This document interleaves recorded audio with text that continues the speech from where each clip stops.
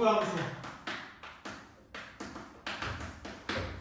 처음 들어가는데 지수 함수랑 비교를 좀 해야 돼요. 계속 지수 함수를 적었는데 지수 함수에서 중요하게 생각했던 포인트가 몇 개 있었죠? 그래프를 그릴 줄 알아야 된다. 그래프도 두 가지 상황이 있었습니다. 첫 번째, 밑이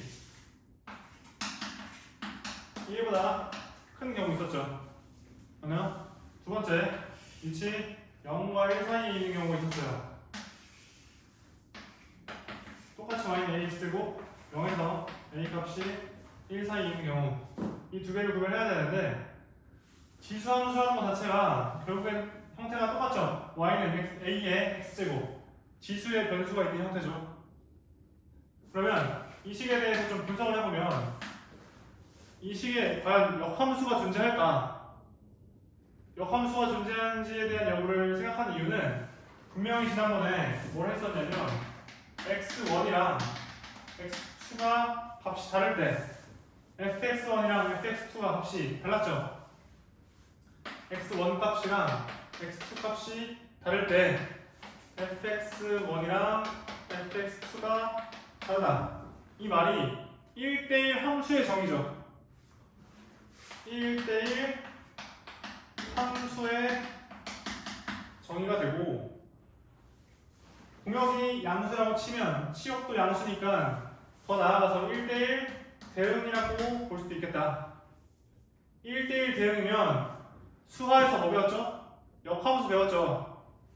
기억나요? 안 나요? 역함수. 역함수가 뭐였습니까?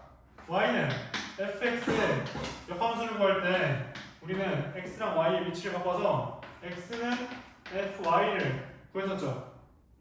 맞나요? 얘는 원래 함수랑 y는 x에 대한 대칭이다. 기억나시려나? 그리고 y는 f 인버스 x로 쓴다. 기호까지. 기억나려는지 모르겠네. 그러면 이 지수함수의 역함수를 구해보자고. 어떻게 되는지. 역함수를 구하는 방법 자체는 y는 x에 대한 대칭이니까 x랑 y의 위치를 바꾼다 했었죠. 바꿔볼까요? x는 a의 y제곱이 되겠다. 여기까지 이해하셔야 되고, 역함수를 구한 거예요 우리는. 그러면 정리가 안 된 형태니까 정리를 좀 해야겠죠. 양변에 밑이 a인 로그를 취합시다. 좌변은 로그 ax가 되고요, 우변은 y가 되겠죠. 그럼 결국에 이게 뭐야? x랑 y의 관계식이 나오는데 어떤 관계식이냐? 밑이 a인 로그로 정의된 로그 함수식으로 정의가 되겠다. 따라서 x랑 y의 관계식 중에 함수식 중에 밑이 a인 로그의 형태의 된 관계에 있는 경우를 우리는 이걸 로그 함수라고 해요. 그러면 로그 함수의 특징은 가장 먼저 지수 함수랑 역함수라는 걸 찾아야겠죠. 이 둘은 서로 역함수의 관계다. 이걸 먼저 파악하셔야 되고, 그러면 그래프를 그릴 때도 어디에 기준으로 그래프를 그리면 될까요? 당연히 y는 x, 이 선을 쓰시면 되겠죠. 그러면 두 번째, 0과 1 사이 형태도 y는 x, 이 형태의 그래프를, 직선의 그래프를 먼저 찾아놓고 대칭시켜야 되죠. y는 x에 대한 대칭이다.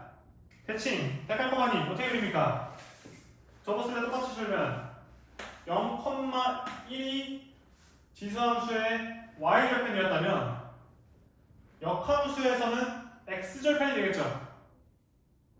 x절편이 1,0로 결정이 되겠다. 좌표로 따지면 x절편 자체는 1이고 좌표는 1,0로 결정이 되겠다. 그러면 1,0을 지나면서 부드럽게 증가하는 대칭 형태 보이세요? 그래프? 두 번째, a가 0과 1 사이에 있는 경우도 그래프를 그려야 되는데 어떻게 그려지냐? 데칼코마니 보이십니까? 똑같이 x절편 1 되죠. 그 다음에 얘 같은 경우에는 이런 식으로 그래프가 그려져요. 이 주황색 그래프를 보시면 y는 로그 a의 x라고 쓸 수 있을 것 같아요.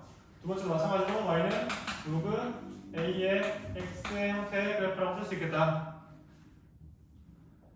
여기까지 이해했으면 이 로그 함수 두 개의 형태도 밑의 값의 범위에 따라서 그래프가 다르게 나온다는 거 알겠죠? 그리고 또 하나의 특징이 뭐가 있냐? 지수함수가 a가 1보다 크면 증가한다라고 얘기했어요. 맞나요? x값이 커질 때 함수값이 커진다. 즉 증가한다. 그러면 그때의 역함수를 구했을 때 로그 함수도 똑같이 x1이랑 x2를 집어넣어보자 이거야. 누가 더 클까요? fx1이랑 fx2 중에 누가 더 크겠습니까? 함수값이 fx2가 더 커 보이죠? 그러면 어떤 특징이 있냐? 원래 지수함수가 증가하는 a가 1보다 큰 경우에는 역함수 그린 로그 ax의 그래프도 똑같이 증가한다.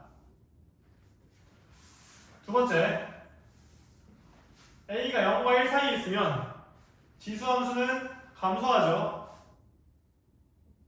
대칭시킨 로그 함수도 똑같아요. x1이 이쯤에 있고 연장해서 x2가 이쯤에 있다 칩시다. 함수값을 보면 x값이 커졌으나 y값은 작아졌죠. 그러면 마찬가지로 감소하는 형태의 그래프가 나오겠다. 그리고 대칭을 시켰어. y는 x에 대한 대칭을 시켰다. 지수함수에서 중요한 포인트가 뭐가 있었냐? 그래프를 그릴 때 중요한 포인트 뭐가 있었냐면 점근선이 있었어요.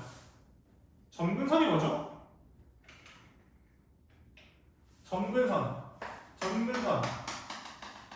점근선이 뭐였죠?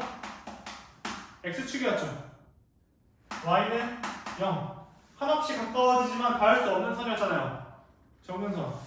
마찬가지로 밑이 0과 1 사이 있을 때도 점근선이 y는 0이죠. 한없이 가까워지지만 닿을 수 없죠. 그러면 이 점근선은 대칭을 시키면 어떻게 될까? x랑 y랑 위치가 바뀌었어. 그러면 로그 함수의 점근선은 뭐가 될까? 생각을 해보자 이거지. x축이 지수함수의 점근선이라면 대칭을 시켰으니까 이번에는 y축. 이 y축 있죠, y축. 여기도 y축 있죠, y축. 이 y축이 로그 함수에서의 점근선이 되겠다. 이걸 정확하게 이해하셔야 돼요. 아시겠나요? 실제로도 확인해보면 우리가 로그 AX라는 걸 정의할 때 당연히 밑조건, 진수조건 생각해야 되죠. 밑조건이 뭐였고 진수조건이 뭐였나요? 첫 번째, 밑조건 A 값이 0보다 크고 A 값은 1이 아니어야 되죠. 맞죠? 그 다음 진수조건 두 번째, 진수조건 보면 X값이 0보다 커야겠다. X값이 0보다 크니까 0보다 작은 게 존재할 수 없어. 그렇다면 Y축보다는 오른쪽에서 그래프가 나올 수밖에 없다. Y축에 닿을 수도 없고 왼쪽으로 넘어갈 수도 없다는 거죠. 기본적인 형태의 그래프는. 그러니까 점근선이 Y축이라고 이해할 수 있겠다. 점근선이 Y축이라고 이해할 수 있겠다. 여기까지 이해되시나요? 네. 그러면 어느 정도 기본적인 것들은 다 했고 여기서 추가적으로 생각해야 되는 게 뭐냐? 평행이동. 그 다음 대칭이동 해야겠죠. 이 두 가지를 생각해 볼게요. 평행이동이랑 대칭이동. 평행이동 x축 방향으로 n만큼 y축 방향으로 n만큼 평행이동했다라고 합시다. 그러면 이 로그 함수를 평행이동 시켰을 때 함수식이 어떻게 될까? y 대신에는 y-n이 들어가야 되고 로그 a에 x 대신에는 x-m이 들어가야겠다. 규칙이 똑같죠? 그러면 이 함수의 그래프는 어떻게 그리겠냐? 똑같이 그리면 돼. 로그 함수의 그래프 어떻게 그려지는지 생각해보고 로그 함수는 밑이 1보다 큰 경우는 증가하는 형태로 그래프가 그려지겠다. 이 개형을 머릿속에 집어넣으세요. 이 그래프의 개형은 머릿속에서 빠박하고 튀어나와야 돼. 이런 경우에 로그 a의 x가 형태의 그래프가 나왔다 치면 평행이동 x축 방향으로 y축 방향으로 평행이동했다. 오른쪽으로 뭐 n만큼 갖다 치자. 오른쪽으로 n만큼 가면 이렇게 되겠죠. 위로 n만큼 갖다 치자. 그러면 위로 이렇게 올라오겠죠. 그래프는 똑같이 평행이동하면 돼. 대신에 주의해야 될 게 뭐냐? 점근선. 원래 점근선 뭐라고 했죠 내가? y축이 점근선이라고 했죠. 맞나요? 평행이동한 함수의 점근선이 뭘까요? 이놈의 점근선이 뭘까? 정의역을 생각해봐. x값이 될 수 있는 범위, 로그가 정의될 범위 x-m이 진수니까 이 값이 양수여야 되죠. 맞나요? 그렇다면 x값은 m보다 어때야 돼? 커야 되겠다 라는 게 진수 조건에서 나오죠. 그러면 당연히 점근선이 뭐가 되냐?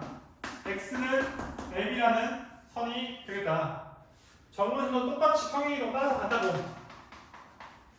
따라와야지. 그렇지 않겠어요? 네. 점근선도 y축에 있다가 따라옵니다. 평행이동 하는 것만큼 똑같은 크기만큼 따라와요. 이거 놓치지 않고 잘 풀어야 돼요. 어려운 문제들을 풀면 이 점근선에 관한 문제들이 많이 나오거든요. 그래서 점근선 체크 잘 하시고.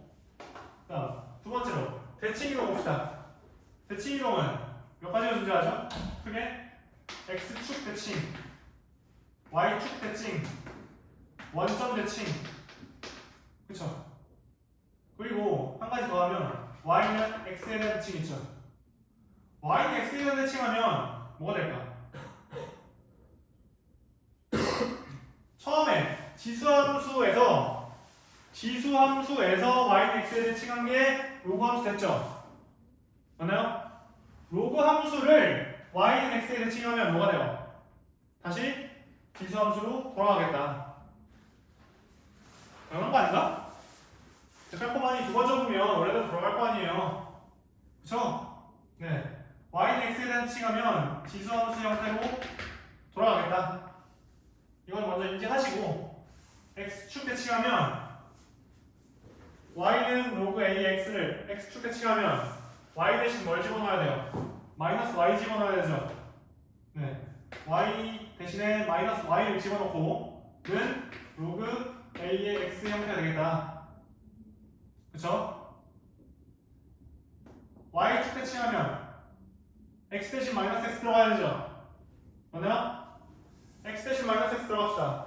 식이 어떻게 될까? y는 로그 a의 마이너스 x가 되겠다.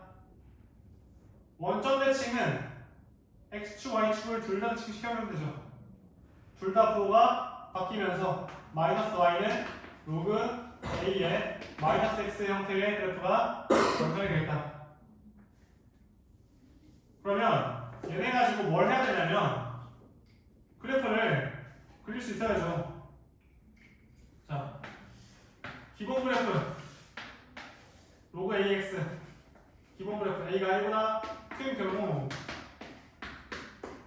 기본 그래프를 그려놓고 첫 번째 x축 대칭하면 x축에 대한 대칭 그래프가 이런 식으로 나오겠다.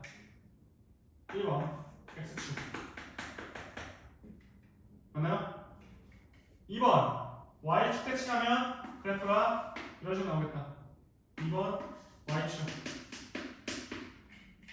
3번 원점 대칭하면 어떻게 될까? 원점 대칭하면 그래프가 어떻게 될까?